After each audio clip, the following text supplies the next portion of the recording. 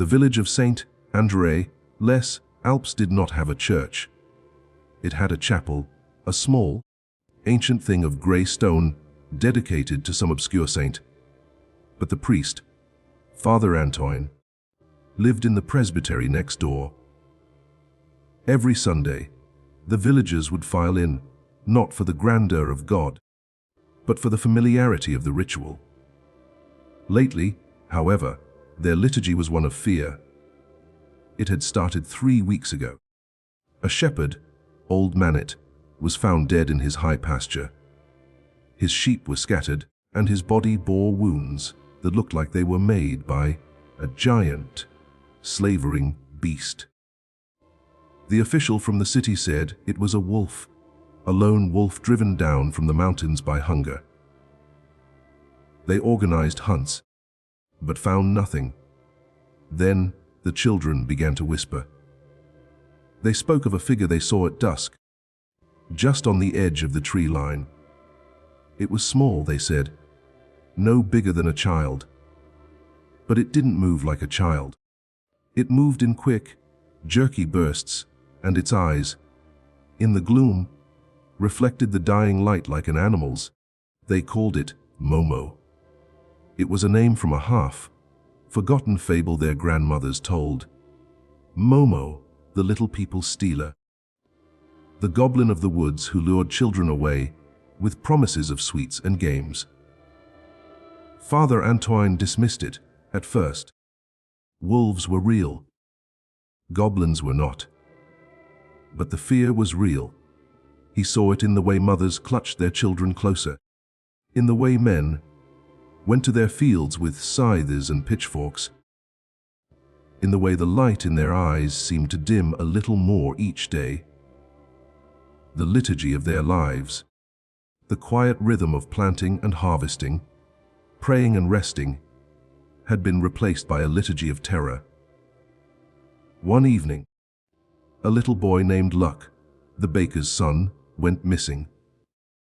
He had been playing by the well, his mother said, and when she called him for supper, he was gone. The entire village turned out with torches and lanterns, their faces gaunt with dread. They searched the woods all night, calling his name. They found him at dawn. He was sitting calmly at the base of an old oak tree, humming a tuneless little song. He was unharmed, but his eyes were wide and strange, and when they asked him what happened, he just smiled.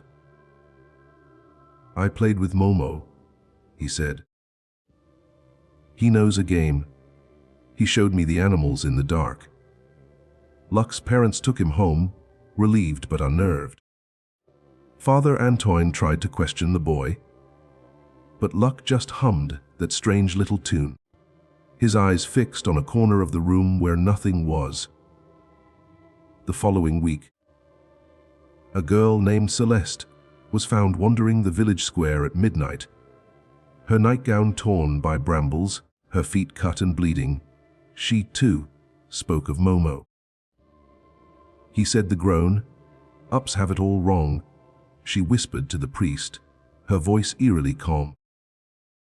He said the wolf isn't the bad thing. He said the wolf is just hungry. He said the real bad thing is the fear. It's a sickness. Momo says the fear makes us taste bad. The words chilled Father Antoine to his core. This was not the prattle of a frightened child.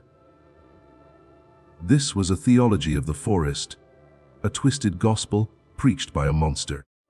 He spent the next day in his small chapel, praying. But his prayers felt hollow, bouncing off the ancient stone walls and returning to him unanswered. The crucifix on the altar seemed a distant symbol, a story from a faraway land. The fear in his village was a present, tangible thing, a living presence that breathed in the dark spaces between the houses. That night, a full moon rose over the mountains, fat and yellow as a rotten tooth. Father Antoine knew he couldn't pray the fear away. He had to face it. He took a lantern, a heavy iron crucifix, and a small vial of holy water. He walked to the edge of the forest. He didn't call out. He just stood there, waiting. The wind whispered through the pines. An owl hooted. Then he heard it, a soft, padding footstep, the crack of a twig. A figure emerged from the shadows. It was small, as the children said, but it wasn't a goblin. It was a child, a boy of about 10, with pale skin and large, dark eyes. He was dressed in strange, old-fashioned clothes, like something from a century past. "You're the priest," the boy said. His voice was soft, but it carried a strange, ancient weight. "I am," Father Antoine said, his hand tightening on the crucifix. "Are you Momo?" The boy smiled, a chillingly innocent expression. "That's what they call me." The children remember. The grown-ups forget. They forget the old stories, the old fears. They build their little houses and their little church, and they think they are safe from the dark. But the dark is always there. It just needs a shape.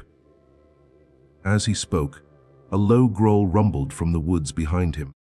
2 glowing eyes appeared, then a massive, shaggy form. It was a wolf, but huge, its shoulders matted with blood, its lips pulled back from yellow fangs. It was the killer.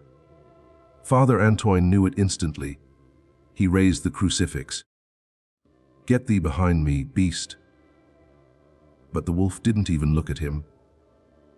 It looked at the boy Momo, and it whimpered. It dropped its head, its tail tucking between its legs. It was afraid. The great, terrifying wolf was afraid of the small child. Momo reached out a pale hand and stroked the wolf's massive head. "See," he said softly to the priest. "He's just hungry. He doesn't understand. He just does what he is.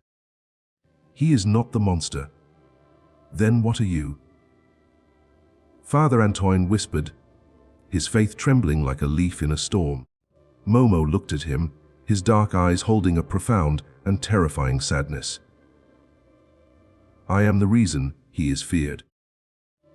I am the shape you give to your terror. I am the story you tell in the dark to make the real fear bearable. You cannot kill the wolf with a story. You cannot drive away the darkness with a prayer. You can only give it a name. You can only give it a face." He gestured to the chapel in the village. "Your God is a story of hope. I am a story of fear. Which one do you think is more real to them now? Which liturgy do they truly follow?" The truth of it struck Father Antoine like a physical blow. The fear wasn't a byproduct of the wolf. The wolf was a byproduct of the fear. The village's terror had become a living thing, and it had taken the shape of the old stories. It had become Momo. He looked at the small boy, this avatar of their collective dread, and then at the massive, terrified wolf. He saw not a monster and its pet, but 2 sides of the same coin: the primal, mindless threat and the conscious, creeping terror that gave it power. Father Antoine didn't have a prayer for this. He had no ritual, no scripture. He lowered the crucifix. He fell to his knees, not in worship, but in a profound and desperate humility. "I'm afraid," he confessed, his voice cracking. "I am so afraid. For my flock, for myself." Momo watched him, his ancient eyes unblinking.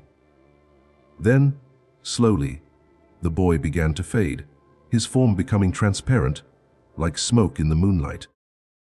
He didn't vanish, but receded, becoming a whisper on the edge of sight. The liturgy of fear. His voice drifted on the wind, and not with a vanquished monster. It ends with a heart that admits its own terror. That is the only offering it accepts. The wolf. released from its terror, lifted its head. It looked at the kneeling priest, then turned and loped silently back into the dark woods.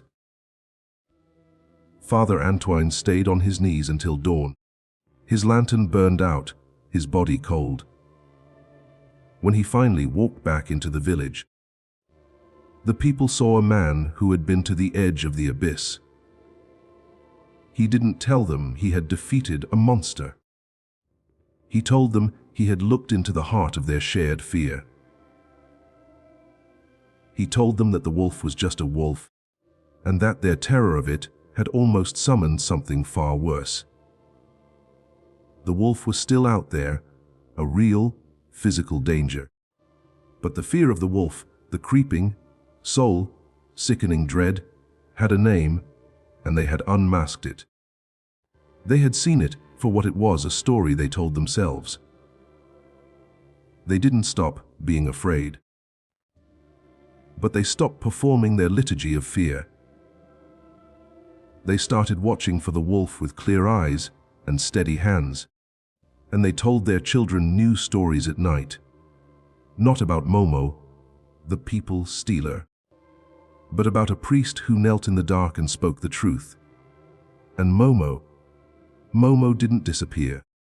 He retreated back to the edge of the forest, back to the whispers and the shadows. He is still there, waiting for fear. After all, is the most enduring faith of all.